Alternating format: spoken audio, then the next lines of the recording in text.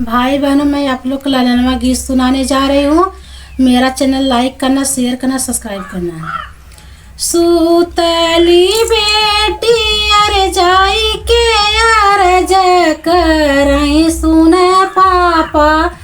अरज है मारा रे लालनवा रे सुन पापा अरज है मारा रे लालनवा ऐसन बर खोजा पापा गोपी का कान्हा रे ऐसन बर खोजा पापा गोपी का कान्हा अखिया तरह पापा हमवा का फकिया रे नकिया रही सुगवा टोटरे लालनवा रे नकिया रही सुगवा टोटरे लालनवा इतना बचन सुनी पापा मोरी छाई गईले तोहरा बर हमसे ना खो जाई रे लालनवा रे तोहरा बर हमसे ना खो जाई रे लालनवा तोहरा बर खोजियाई बेटी तोहरा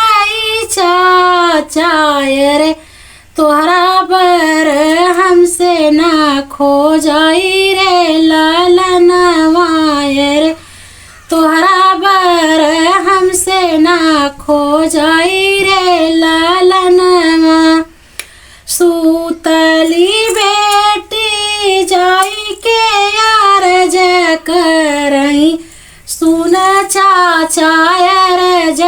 है मारा रे लालनवा ऐसन पर खोज चाचा सुंदर से अन जी जैसाई गोपी के कान्हा रे लालनवा रे जैसाई गोपी के कान्हा रे लालनवा अखिया तरह चाचा अमवा का फकिया रे नकिया रही सुगवा टोटरे लालनवा रे नकिया रही सुगवा टोटरे लालनवा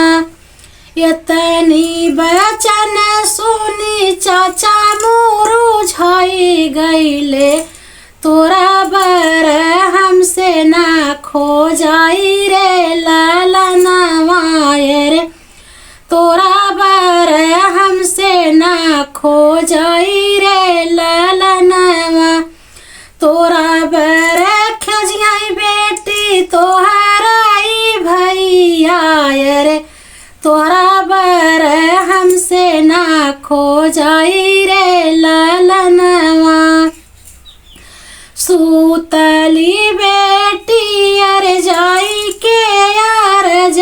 करई सुन पापा अरज हमारा रे लालनवा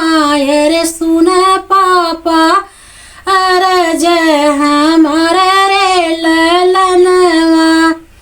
ऐसन पर खोजा पापा सुंदर से अन जी जे सही गोपी के कान्हा रे लालनवा रे जैसई गोपी के कान्हा रे लालनवा इतनी बचन सुनी पापा मोरू छाई गईले तोरा बर हमसे ना खो जाई रे लालनवा तोहरा बर खोजियाई बेटी तोहराई भैया रे तोरा बर हमसे ना खो जाई रे लालनवा रे तोरा बर हमसे ना खो जाई रे लालनवा। भाई बहनों, मेरा चैनल लाइक करना, शेयर करना, सब्सक्राइब करना।